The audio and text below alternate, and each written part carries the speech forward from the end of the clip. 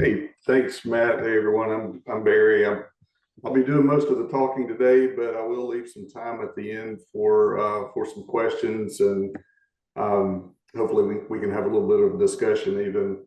So if you have those questions, add those to the chat, or just hang on to them until the end.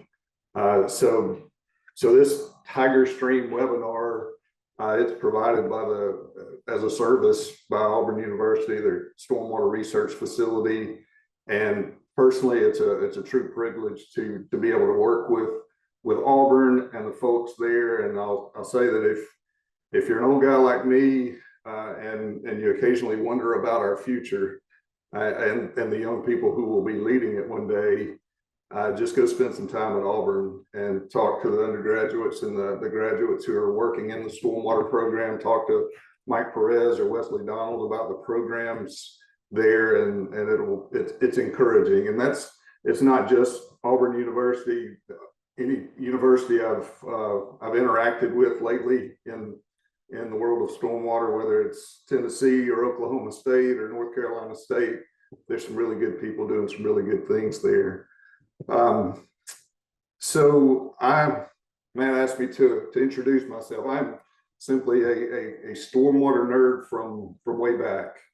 I've supported the delivery of infrastructure at the intersection of built and natural environments for most of my career. I focused on stormwater for nearly 25 years now.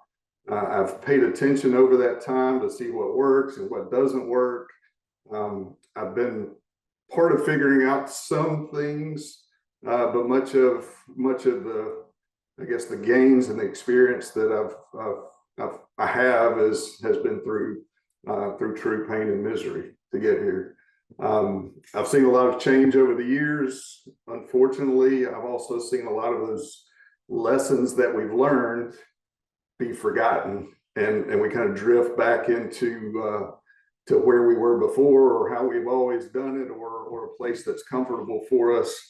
And I guess that's one of the harder parts of my job at this stage in my career, is being on a construction site, being able to see what I think's going to happen in the future if we don't make some changes, have others not see it the same way, and then those things come to be. It's a frustrating thing, but I understand that we all have to kind of learn our lessons and pay attention on our own. So I would encourage you to do that. Water is important to me. The work I do is important to me. The work you do is important to me, and the work that we do together is really important to me. And that's why I'm here, and I hope that's why you're here also. One of the places that I have found where I can effectively share my experience and effectively contribute to the stormwater community as a whole is the Alabama Stormwater Association. So this webinar is being brought to you, yes, as a service of Auburn University, but this one in particular, the Alabama Stormwater Association is teaming up with Auburn University to provide this for you. I'm on the board of directors of the Stormwater Association. I'm currently serving as the secretary. ASA is about stormwater related connection. We connect professionals with best practices, with technology, with regulation, with information about regulation, and most importantly, is we connect stormwater professionals with other stormwater professionals, and we participate and we promote events and efforts like this. We have a few of our own a few times a year. Some of those are in person, some of those are virtual. Clearwater, Alabama is one of the big events that we participate in and help to provide for you guys. It's an annual event. It's been going on for a couple of decades now. That event will be in Pell City in September. If you've never been to Clearwater, Alabama, I would encourage you to go. All the information's on the Stormwater Association calendar. Just go to alabamastormwater.org and look at the calendar. It's right there. Our members get free or discounted registrations, including to Clearwater, Alabama. That discount could go a long way toward paying for your registration and membership. I'd like for you to consider becoming a member on your own, or even better than that, talk your boss into your organization becoming a member, if that's possible. So alabamastormwater.org. I'll also do a quick shout out to the American Society of Civil Engineers. We're going to be talking today about infrastructure and infrastructure report cards that ASCE has delivered to us. I'll be giving this, just looking over the registrant list. I see there are a lot of folks that are not from Alabama, that you live outside of our state, and that's okay. I'm going to give you a state perspective that involves the work we did here in Alabama, but also hopefully flavor that with a lot of national perspective also. Before I forget, I will say that I'm not representing ASCE today. ASA may not even claim me today, but I guess just anything you hear come out of my mouth, just take it as Barry's perspective and Barry's opinion and Barry's point of view. Don't blame others, please. So in Alabama, we have 6 chapters, ASCE chapters: Huntsville, Birmingham, Tuscaloosa, Montgomery, Mobile, and Dothan. Again, good people doing good work, and also providing that infrastructure report card every few years, a national infrastructure report card, and then also a state infrastructure report card. And actually it's important work. I don't know if you remember back in 2022, there was a lot of debate and discussion about a couple of huge infrastructure bills in Washington, and that ASCE report card was actually used to inform legislators so that they could make good decisions. And hopefully infrastructure is as important to you as it is to me. I think it's extremely important to our country.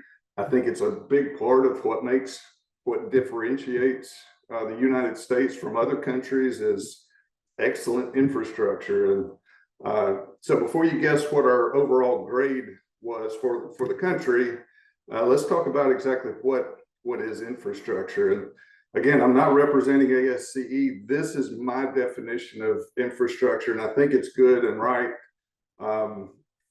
So I say infrastructure it includes the basic physical and organizational structures and facilities needed for the operation of a society. And I think that's a good definition. I actually was able to kind of test that a few years ago. My wife and I went to Rome, Italy, with Bill Hunt, Dr. Bill Hunt from North Carolina State. Bill was leading a Roman engineering and infrastructure tour. And yes, it was the most nerdy, weird kind of vacation I've ever been on, but it was also probably the best vacation I've ever been on. It was pretty amazing. If you know Bill Hunt, you can imagine how good that was. So what I saw was that the definition of infrastructure doesn't change over time. I was looking at these 2,000, 2,500-year-old elements of infrastructure, and they met this definition for the time period that they were serving.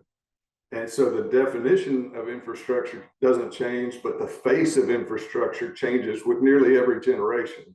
It changes as the needs of society change. It changes as technology advances, and sometimes those are pretty closely related. So while in 2,000 years ago, maybe we didn't have they didn't have broadband as a critical element of infrastructure, but they did have some other things that we still have today, like bridges and dams and drinking water supplies. And so you can look at those and question yourself. My dad would argue with me about some of these. I'm not sure he would consider public parks as an element of infrastructure. He sold concrete pipe most of my growing up, and I remember arguing with him about sidewalks. Is that an element of infrastructure? He didn't think transportation money should be spent on sidewalks, and I had to remind him that we were walking before we were driving. But you see those elements of infrastructure, and thinking about that definition, it kind of fits, right? So our national score in the 2025 ASCE infrastructure report card, our overall score for all of those 18 categories was a C. And that's nothing to brag about, but it is an improvement over 2022 when we had a C minus. And so I guess we are making some progress. ASCE credited ongoing funding and the passing of those big infrastructure bills as keeping the progress moving forward, and was encouraging for us to continue that type of effort, that type of funding. So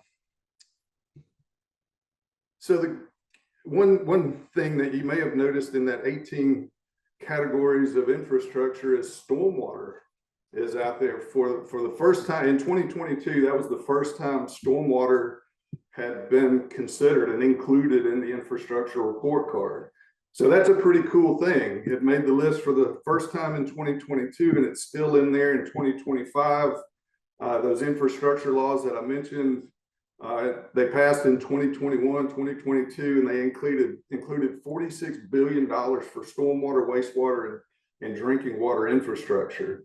And so the good news is stormwater finally moved from the kids table to the adult table, and we're finally being fed with some really legitimate funding. The bad news is stormwater earned a D on its first report card back in 2021. Even worse news, stormwater got a D again in 2025. Some folks say that just shows there's room for improvement, but that's not how my parents saw me bringing home Ds, especially at the second report card having a D on it, because they saw that was, well, it was not up to par. It was poor performance on my part, but it was also very risky. To me, for my parents, a C for little Barry, a C was risky because they knew that there were a lot of things in Barry's world that he didn't appear to have control of, and all those different variables were just trying to take him down. And so one slip up from a C, or especially a D, and Barry was sunk. And so they try to encourage me to stay above that risky or that mediocre state.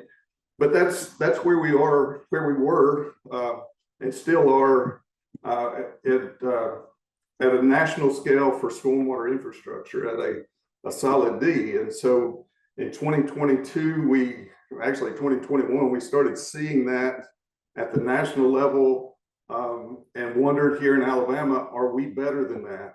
What does our infrastructure look like, stormwater infrastructure? And so and like other states, ASCE in Alabama, we create a state report card, and then that information is actually used to help develop the national report card. So with stormwater being a category of infrastructure for the first time ever, back in 2021, we started working on the grade for that infrastructure. By the way, this QR code and in the chat, I've placed a link that'll get you to the Alabama report card, but it's also housed inside of the national report card webpage. So that link's in the chat. It's also this QR code if you want to take a look at those reports. So we did every year the states, we do an assessment of the condition of our infrastructure, and then we create that report card. And so I was actually asked to be what they call the champion of the stormwater category, and I really like that title, champion. I don't get that very often, but I was asked to put together a team and get started working on the grading of our stormwater infrastructure, and I'm really proud of this team. You can see we all have a bunch of letters after our name. That's really important. We have more degrees than a thermometer. That's important. But even bigger than that, these folks are stormwater professionals who work across the state in different elements and from different angles, and they have different perspectives, and they're good, smart people, and every one of those contributed to that report. here in Alabama. And some of the things we were asked to look at, those 8 categories over on the left, those apply to any type of infrastructure. So the bridge guys, they had to look at condition, capacity, resilience, all those same things. But I'd like to think that stormwater is a little more complicated. I think the bridge guys would argue with me about that, but here's my case. So with stormwater, we not only have built stormwater infrastructure that we have to worry about and think about, we also have natural infrastructure. So that stormwater doesn't just stop after it gets out of our storm sewer systems in the city. Then it goes to creeks and rivers and lakes and reservoirs and beyond. We also have a good portion of our stormwater infrastructure is sitting on private property. So in my neighborhood right now, looking out the window, I see public stormwater infrastructure going down the street, but just down the street, that empties into a green space. It was a green space when they sold me the lot. It became a ditch after I moved in, but it goes into this private space that's supposed to be maintained by me and our HOA. So we have a good portion of our infrastructure that is not on public property, but the public infrastructure depends on that private infrastructure. We have an issue with asset awareness. We know where our bridges are and we know the condition of those, but we don't have a clue where our stormwater infrastructure is most of the time. I'll talk more about that. And then also how we manage stormwater plays a huge role in the condition of our natural and our built infrastructure. So how we manage stormwater, it could lead to impacts to other infrastructure. And we're talking about post-construction stormwater and construction stormwater. How we manage stormwater during construction can impact other elements of infrastructure. So one of the first questions we were asked to look at is what's the infrastructure's existing and near future physical condition? Sounds like a straightforward question. It's not. Again, we don't know where it is, and we talk about stormwater infrastructure differently than we do other elements of infrastructure. Often we don't know there's a problem underneath the ground until you get scenes like this. And the public perception and the way we talk about it is we call these sinkholes. And the word sinkhole sounds pretty natural. But we're blaming this infrastructure problem on the rain, essentially. It's like when the beach closes after a big rain, the reports are beaches are closed due to heavy rains. Well, beaches aren't closed due to heavy rains. They're closed because there's poop in the water. And there's poop in the water because we're lacking in wastewater treatment infrastructure. So we get the heavy rain, it overloads the wastewater treatment plant, there's poop in the water, then we have to close the beach. It's not because of the heavy rains. And it's same story with sinkholes. The sinkhole there on the right was in Fairhope, Alabama. Richard Johnson, excuse me, a man that I respect. He was the public works director in Fairhope for a while. That sinkhole happened on his watch. And I read an article about this sinkhole and saw some quotes from Richard where he did not blame it on the rain. He didn't blame it on some natural thing beyond our control. And I'll read to you some of what he said. He said the inverts were rusted out and apparently it's probably been sucking material at that location for a while. And the void underneath the asphalt finally got large enough where the asphalt caved in this morning. And by the time the rains ended, the resulting sinkhole was a full lane width and about 85 feet wide, or 85 feet long, going north to south. And so this sinkhole was discovered when a school bus driving down the road sat down, and the frame of the bus was sitting on asphalt. No one got hurt, thankfully. Got the kids out, got the bus out, and then ultimately the road caved in. Richard also said this corrugated metal pipe is probably in excess of 50 to 60 years old. The degraded pipe had likely been sucking material from underneath the road for years. As a matter of fact, there's another 300 feet of failed pipe that you can't see and we're going to have to fix it all. That's how we ought to be talking to reporters. Unfortunately, for this presentation, I went back I was trying to make sure I had my facts right. And I saw an updated story where after they had fixed the road, replaced the pipe, fixed the road, and in that update story, it said a portion of the roadway just south of Bayou Drive has been closed since May 26, when heavy rains caused a large sinkhole to open in the southbound lane. They completely forgot about what Richard told them the cause of this was, and they went back to heavy rains. So yes, community of Fairhope, you just spent over $500,000 or more on fixing a road, but hey, there's nothing you can do about it because because of the rain falling out of the sky. That's a shame, and that's something that we need to be working on to correct. So the question regarding condition, where is it? You have to answer these questions before you can figure out what the condition is. Where is it? What is it made of? So we may know where the water comes out of the system. We may know where water goes in the system, but in between, most of the time, we don't have a clue where that water goes to get from one point to another. We don't know how old the conveyance is that's carrying that water. We don't know what the material is. And because of those things, we don't know the condition of that either. So it's a really hard thing to grasp to answer the question, what is its condition?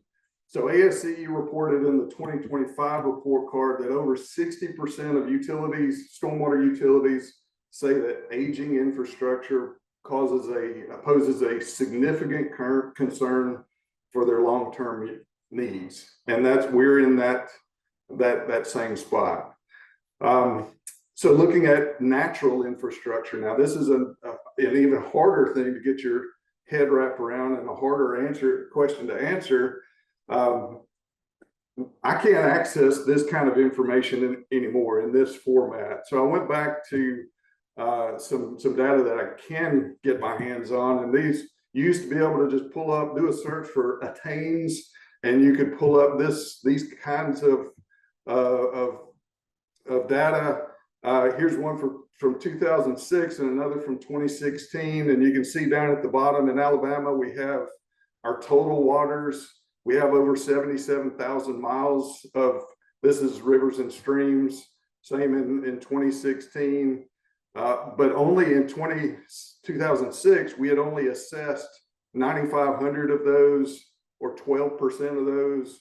In 2016, we had assessed 18% of those, which it's good that we're assessing those. But again, if you don't look at it, how can you answer that question of what's its condition? So in 2006, you can see the number of impaired waters, rivers, lakes, bays, and estuaries. And so if you compare that 10-year period, 2006 to 2016, about a quarter of our assessed rivers were impaired in 2006, about a quarter were impaired in 2016, about half of our lakes, 84% of bays and estuaries in 2006, 74% of bays and estuaries in 2016. So the question that I posed to us is, are we getting better? Are we getting worse? Or do we even know? And that's a hard question to answer. It's also embarrassing when the do we even know part is, well, no, we don't really. It's hard to see. It's hard to gauge. It's hard to, they're numbers. It's an assessment. We've got to figure that out. Are we getting better? Are we getting worse? Do we even know? We were also asked to look at capacity. Does the infrastructure's capacity meet its current and future demands? So basically, is it flooding today? If it's flooding today, it's not meeting its capacity. And if it's flooding today and not meeting its capacity, we have to do something to make it meet its capacity in the future. Have we done anything?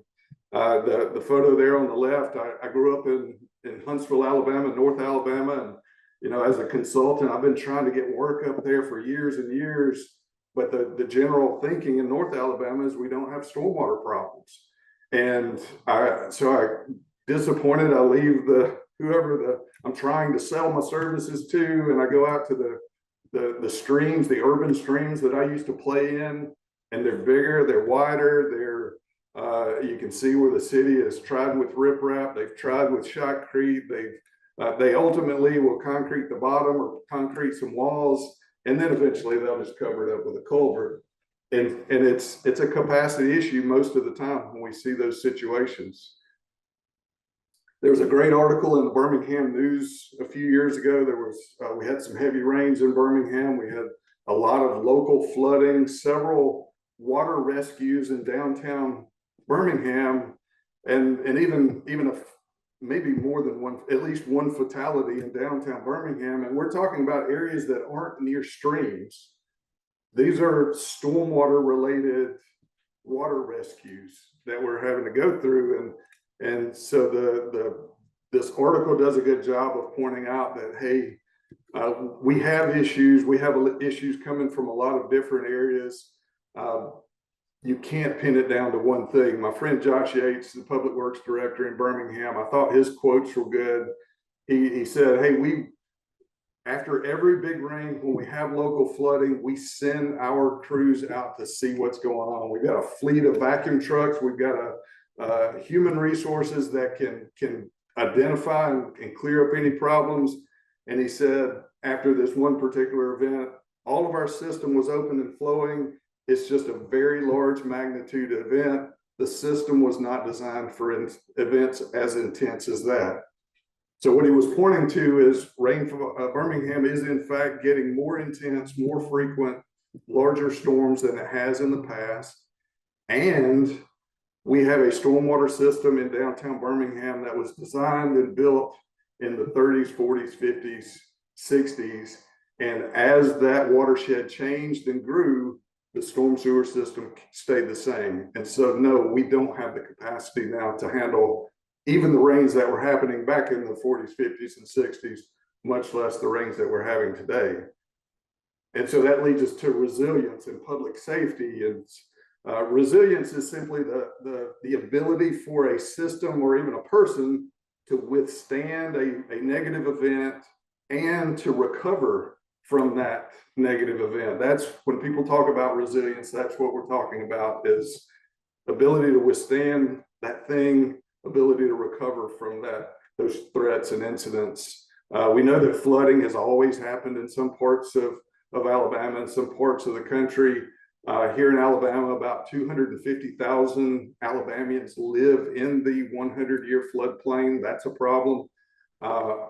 Another problem is our precipitation has increased 5 to 10% since 1950. So the question is, knowing what we know about where people are living, what the climate is doing, the rains, the frequency, the intensity of the rains that we're getting today, are we doing enough to accommodate, to build resiliency into those systems? And so some of the questions, what storms should we use for future design? Where we can't enhance or resize the infrastructure, what else can we do? And so by the way, the National Municipal Stormwater Alliance, NMSA, they gave a really good webinar just early last week, I guess, on this same topic, and they went into some really good detail about resiliency. There's a video out there on YouTube, NMSA. You can find that. But one of the ladies talked about an approach to what can you do to make a community more resilient. Well, you can avoid building in, living in, doing things that create more problems. You can avoid those. You can minimize those would be the second thing you could do. And then if you can't do those, say downtown Birmingham, we're stuck. We're locked in to what we have down there. Then you've got to look at hardening other infrastructure elements.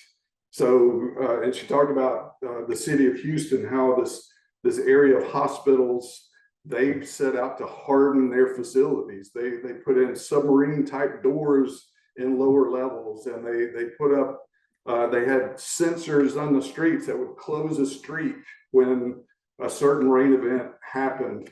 And so you can harden the community against what you know is the flooding that's about to happen. You're going to have rivers of water running down the street, but you're just going to have to harden the infrastructure that's adjacent to the street, or you can leave. And she talked about some areas where some communities were actually bought out, their houses were demolished, and the city created some pretty nice parks that also served as retention and detention areas to help reduce some of that flooding. So how long, the question is, how long can we keep accepting that our stormwater infrastructure is insufficient? You know, we can blame it on Josh in Birmingham, we can blame it on Richard and Farrell, we can blame it on whoever, but at some point we've got to figure out, hey, we've got those 4 options, which one are we going to pick? So flooding is becoming more severe in the Southeast. Since 1958, the amount of precipitation during heavy rainstorms has increased 27%. And that's just kind of where we are. It's not just rain, it's also hot. It's hot here today and it's getting hotter. Hopefully we're beyond any kind of need for me to convince you that our climate is changing. It has changed. Hopefully we're to that point. If you're not, you didn't check that.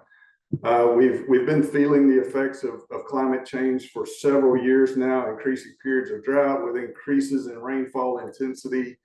Our humidity is actually expected to drop by about 1% in the next few years, which is welcome.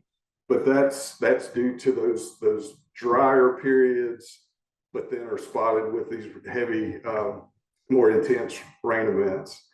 So you can see some of the numbers there. 12 more hot days per year. A hot day is, I think that's when the heat index is above 106.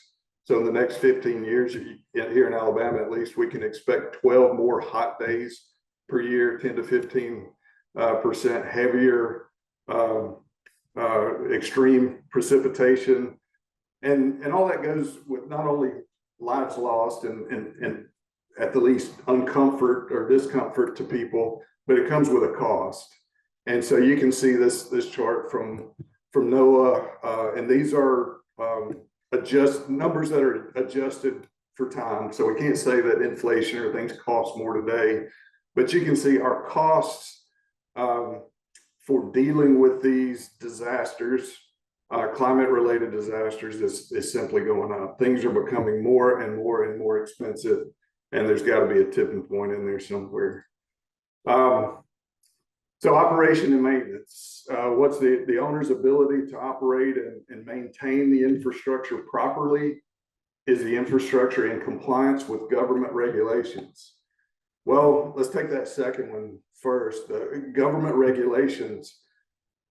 So we've got our MS4 permit that deals with post-construction stormwater, not so much infrastructure as water quality, for good reason. That's the Clean Water Act. But there is some information in there, and I can't remember where. I think I pulled this from Alabama's maybe the general permit for phase 2 MS4s. But that permit's looking for adequate long-term operation of post-construction BMPs.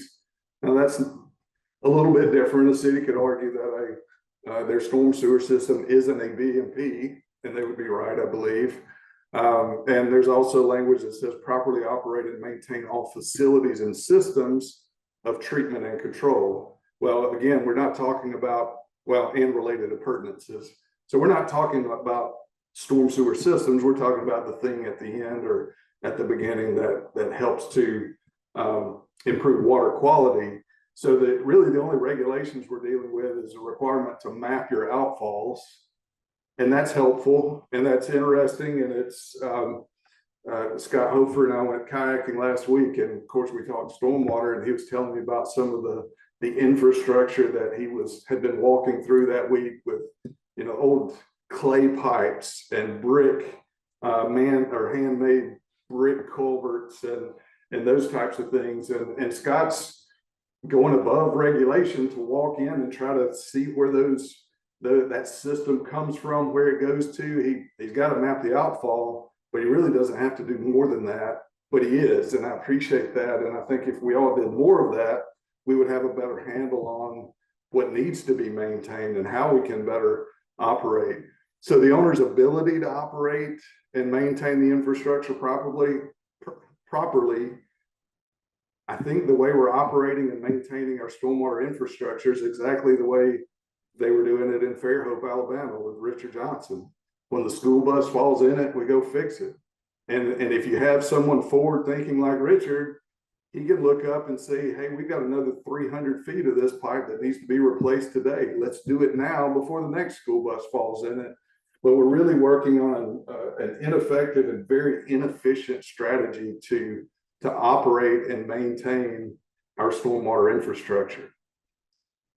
So funding is a huge part of that, as any city employee will tell you, or county employee, or state DOT employee. Funding is the sticky part. How much is being spent compared to the current needs? What will it cost to improve the infrastructure to meet those current needs? The EPA's 2022 Clean Watershed Needs Survey estimates a 20-year need of $115 billion. That's nearly a 5-time increase over that estimate in 2012. But I would say $115 billion wouldn't probably touch the nation's stormwater infrastructure needs. I know in Alabama, Birmingham Mayor Randall Woodfin, he has said in the past, he has held some stormwater town halls, and he says pretty plainly, our infrastructure is old. It's going to require significant investment. And I think, I don't want to misquote him or the facts, but I think that Birmingham was looking at close to $1 billion worth of needs at the time he said that, which was about 2 years ago. So our ADEM, our Alabama's Department of Environmental Management, the former director, Lance LaFleur, used to go around trying to get funding for his agency, and he would say Alabama is dead last in funding.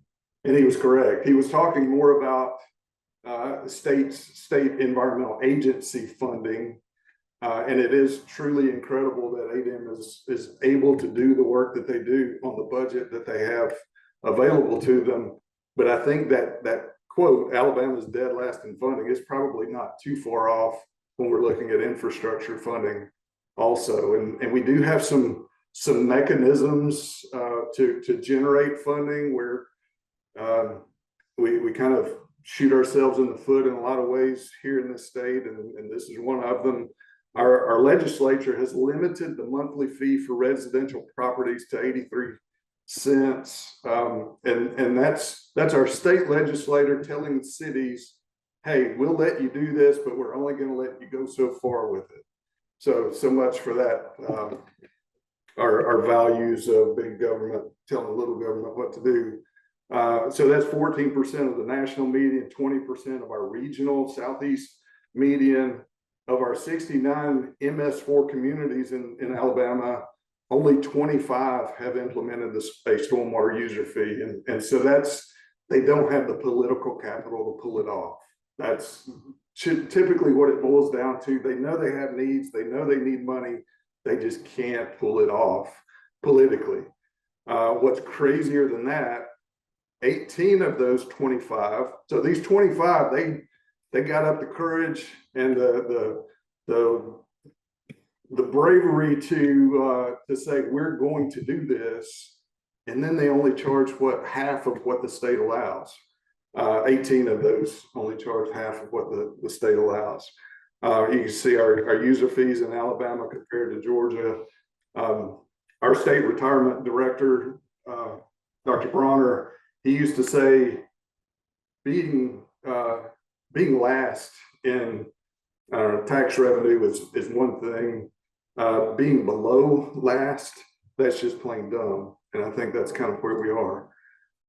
So some recommendations that ASCE has put out for us to to raise the grade for stormwater infrastructure, and I've summarized these, but establish a comprehensive national stormwater asset database. So again, let's know what's under the ground. There are bridge databases, there are all kinds of asset databases out there we ought to be emulating or following behind.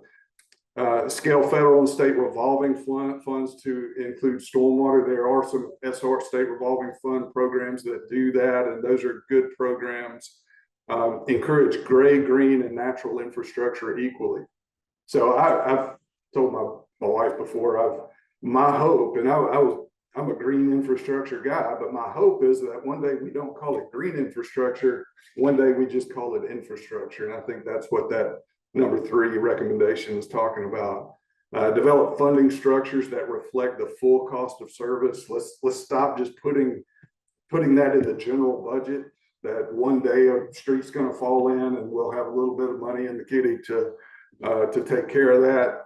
Integrate updated climate data into design and maintenance standards. Launch workforce development grants for green collar stormwater careers. A lot of that has been done. You can see, I won't read all of those, but I will tell you that we're facing some issues, some barriers toward getting these done. And I'll be honest with you, I took ASCE's recommendations and told ChatGPT to summarize those for me in 10 steps, and this is what it spit out. But the problem is, all of these words in red are currently banned or at least frowned upon by several government agencies. So we got to be careful as we start to implement these recommendations. As a matter of fact, all of these words have either been restricted, banned, or scrubbed from several U.S. government websites and applications and directions and guidance. And they also expect you to scrub them also if you're submitting a proposal or a grant application to those agencies. So be careful using phrases like safe drinking water or runoff or anything green or water pollution. It's a lot disturbing. And I guess to give you some background behind that, you can see the quote from a memo that came out of the U.S. Office of Management and Budget back in January, and talks about using federal resources to advance all these things, including the Green New Deal. These social engineering policies is a waste of taxpayer dollars and doesn't improve the day-to-day lives of those we serve. So I don't know how civil engineering and our stormwater profession got labeled as woke, whatever that means, but we're here. You're here. If you're on this, if you're interested in things I'm talking about, you're here. And so that Green New Deal, it was a proposed policy. It encouraged, sustaining farming practices that reduce fertilizer and pesticide runoff. It addressed flooding and stormwater runoff by emphasizing stormwater capacity and integrating nature-based solutions. It promoted equitable access to clean, safe, affordable drinking water. So that's where we are. But we still have a job to do. If you still want to keep your job after hearing all that, your job as a stormwater professional is to help us to keep pushing toward meeting the goals of the Clean Water Act. You can see the objectives of that Clean Water Act to restore and maintain the chemical, physical, and biological integrity of our nation's waters. We are not there yet. There's nothing in that law that says it will be easy. There's nothing in there that says our work will not come with setbacks, banned words, targeted funding cuts. That's really not our problem.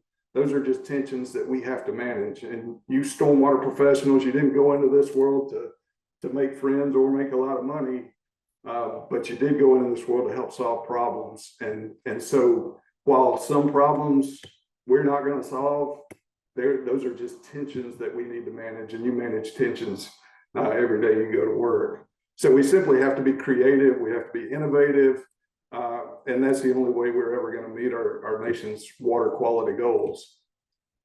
We were also asked to look at innovation. What are we doing? What new and innovative techniques, materials, technologies are being implemented to improve the infrastructure? And we did, of course, the obvious. We think about low impact development and green infrastructure. And, you know, those terms, those concepts have been around for 40 years. Our low impact development handbook here in Alabama has been around for 18 years, believe that or not. We still encourage the innovation or consideration of these innovative practices, but they haven't widely been adopted.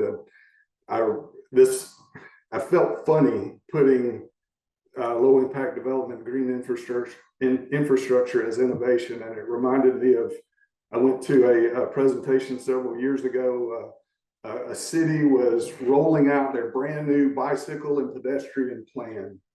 And one of the speakers, I promise you, he said, you know, walking and biking are relatively new forms of transportation. And I'm pretty sure that my head and face looked like my Labrador retriever's looks when I say something stupid. I just kind of turned my head and wondered if anyone else just heard the words that I just heard. And so we've got to be careful when we're patting ourselves on the back about how innovative we're being when we're really a long way down the road from where we should be. I did a green infrastructure a tour, seminar tour back in 2017. I hit 5 cities in the state, and as a part of at the end, I'd give a little poll, written poll, and it wasn't scientific and certainly didn't meet up to Scott Rogers standards by any means, but it did give me some information. So about 150 people filled out the survey, this poll, and I asked, hey, how's green infrastructure coming along in your area? And you can see that progressing nicely, gaining momentum, going nowhere fast.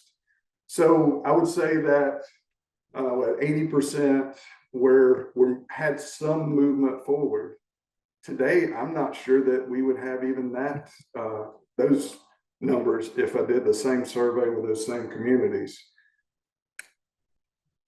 So yeah, 83% say that it's at least advancing. I asked, what's the greatest barrier to green infrastructure in your area? And the number one barrier is the way we've always done it. It's resistance to change. And that was from developers, from engineers, the general public. You know, if you want to know how the general public reacts to innovation, just go throw a roundabout in the community and see what happens. They're up in arms, ready to kill somebody during the first week. By the third week, they would kill somebody if you tried to take it away from them. I think that's kind of where we are with stormwater. Cost, not just real costs, but the perceived cost of green infrastructure, a lack of understanding, and a lack of leadership. That one hurts. A lack of leadership among regulatory, municipal leaders, and engineers. But we did have some innovation to talk about in our report. Watershed modeling, John Curry and Hydro Engineering Solutions, they're doing some great work with looking at regional watershed modeling and how can we improve and reduce local flooding by using a regional or watershed approach, real-time rainfall monitoring, data collection, intelligent stormwater detention and discharge control. I think that's where we will be in the future. John Rasmussen here in Alabama has got his FloodCon control device that can help you minimize the footprint of a detention basin and almost replicate a hydrograph, pre-development hydrograph almost perfectly. I've also heard there's some pretty cool folks over in Auburn working with an old guy to treat stormwater using electricity. So we do have some innovation happening out there, and it's not all about technology.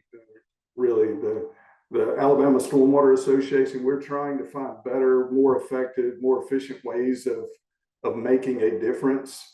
And one of the ways are ASA table talks. That's where we don't get a bunch of stormwater professionals in a room to gripe about stormwater and funding. We get decision makers. We get mayors and public works directors and engineers, and even the environmental advocacy groups, get them to come in, sit at the same table and identify their problems and identify solutions. And we actually use this ASCE framework for talking about those local infrastructure issues. And so we do have some innovation going on in that respect. We also have a lot of innovative people working on these problems for us. And you can see a lot of those issues, or a lot of those folks contributing. So I got a call a couple of weekends ago. I was in an airport and this lady calls. It was the mother of Derek. Derek is running for a city council seat in Hoover, Alabama. And she said, Derek is running on a stormwater platform and he wanted somebody to come talk at a little town hall he was hosting. And I looked him up and yeah, he sees stormwater maintenance, stormwater assets as a top priority. He's focusing on stormwater and infrastructure planning and sustainability. I don't know the guy. I don't know anything about him. I don't live in Hoover. I don't know if he's Republican or Democrat, don't care, but I sure like the way he's talking. I think it's an innovative approach to deal with some very real issues to the people that are living in his district. So we in Alabama landed at a D plus. And does that bother me that Ohio, where my friend Hans Gucker lives, that we tied with them for a D plus? Yes, it does bother me. But it really doesn't matter, right? Because, you know, it just really doesn't matter. People in Ohio, sometimes they cheat in fishing tournaments. You can look that up, just do Ohio cheating fishing, and you can confirm that. And I'm not saying that Hans cheats in fishing tournaments, but sometimes people in Ohio do cheat in fishing tournaments, and we'll probably never know what the truth is. You know, maybe they got a D plus, or more likely just a D. You know, it'd be so easy just to add the plus after the grading comes in. But it really doesn't matter. It's not a competition between a guy with a fancy accent and a guy that really doesn't have an accent at all. You know, you'd think with a name like Hans, he would have some kind of accent. It's kind of weird. But anyway, Hans just needs to let it go, is what I'm saying. So it's not a competition. It's about perspective.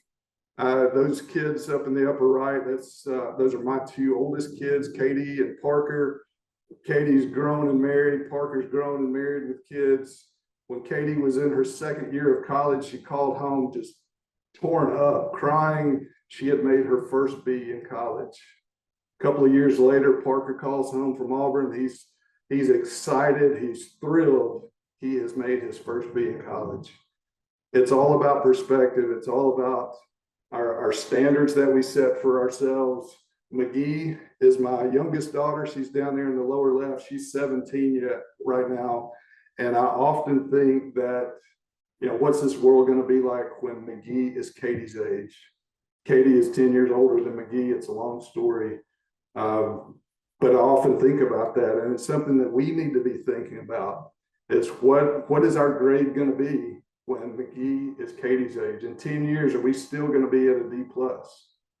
Are we still going to be tied with Ohio, who will probably still be at a D plus?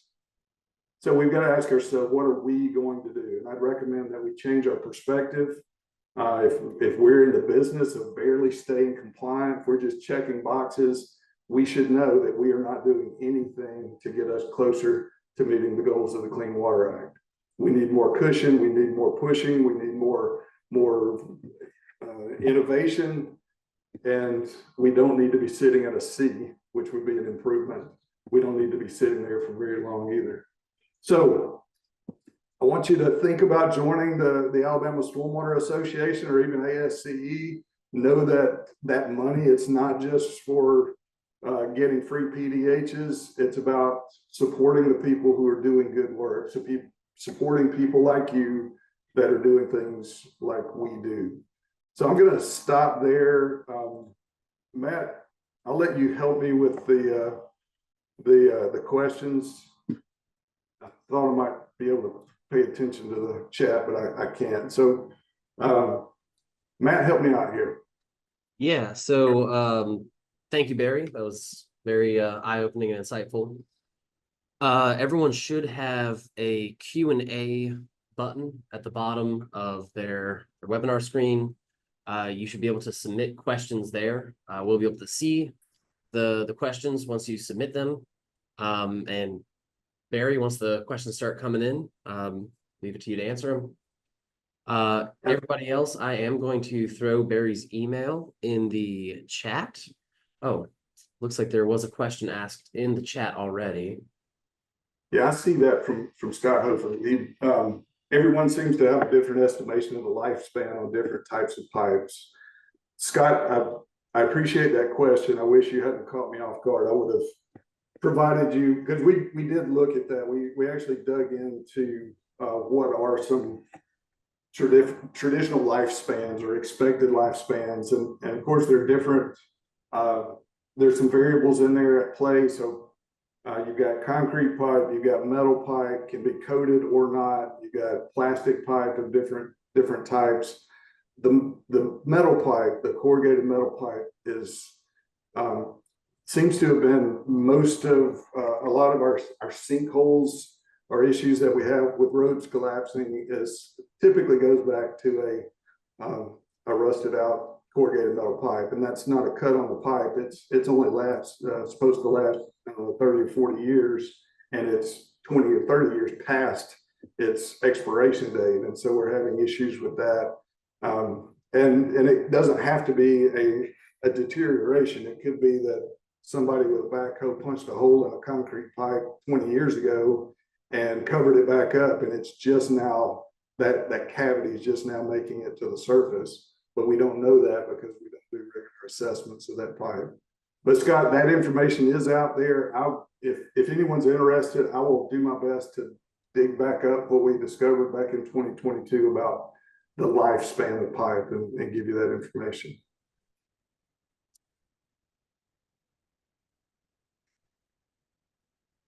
Okay, so I see that Hans is denying that people in Ohio cheat in fishing tournaments. Again, you guys can look it up, but Hans said they reported those individuals. Barry, if you click on the bottom of your screen, you should see a Q&A button. And so if you click that, I can see we do have a question in there. And then for the folks here who might have questions too, you should be able to submit questions through that. So Mary, you're gonna have to help me. I'm not seeing. Should be next to share. Let me make sure that you're able to see this.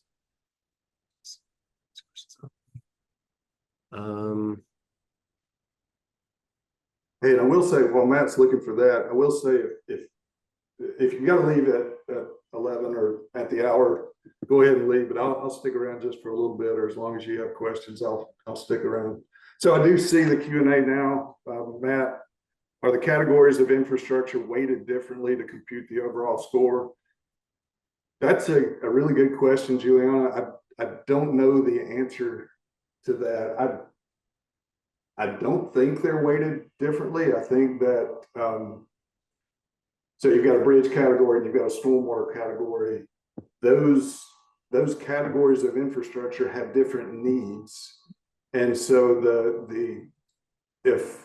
if the bridge need is 5 times what the stormwater infrastructure need is, I think that weighting would show up in the overall need, and most of that grading, or the ultimate grade, I think it becomes more about how much does it cost to get to where we need to be and how much money do we have to spend on it.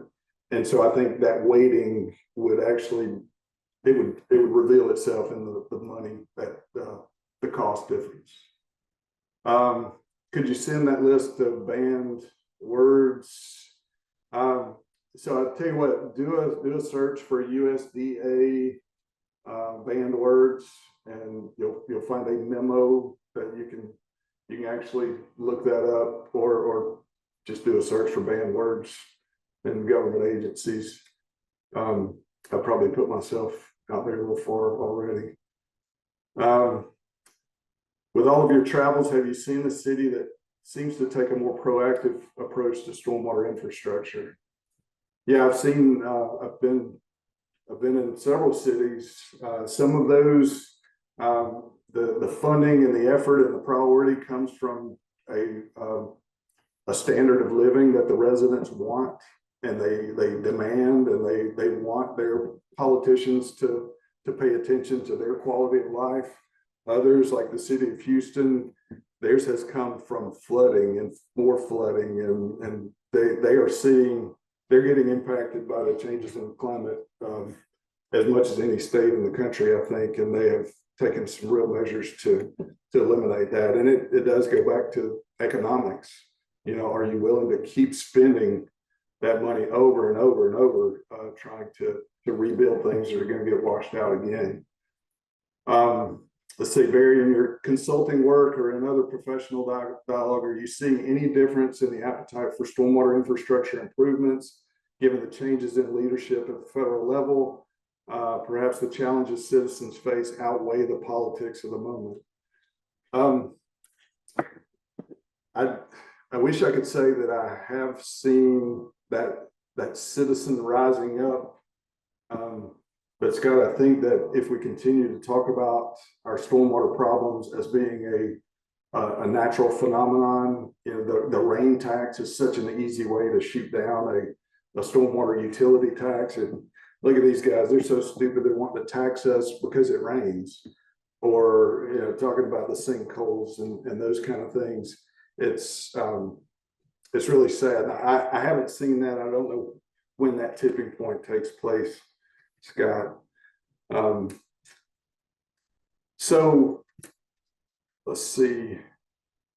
So guys, it's 11:01 on my clock. I will say, John Emmons, it's great to see your name on the agenda also, or on the registrant list. I saw several names there that it made me smile. I haven't seen you in a long time, and I hope you're doing well. I also saw some folks that I did not recognize, and so I hope that all of you will stay in the game, stay in the fight, support those. If you can't do all that you want to do from where you sit, one thing you can do is join the Alabama Stormwater Association. If you can't join, if you can't swing the $75 a year, or your employer can't swing enough to get you some memberships, then at least go to the Stormwater Association webpage, check it out, get on our contact list. You can do that, and then that way you'll have more information about future events like these. So I'm not going to hold you up anymore. Matt, thank you for all your work putting this together. I really appreciate the opportunity to be here. So I'll kick it back to you.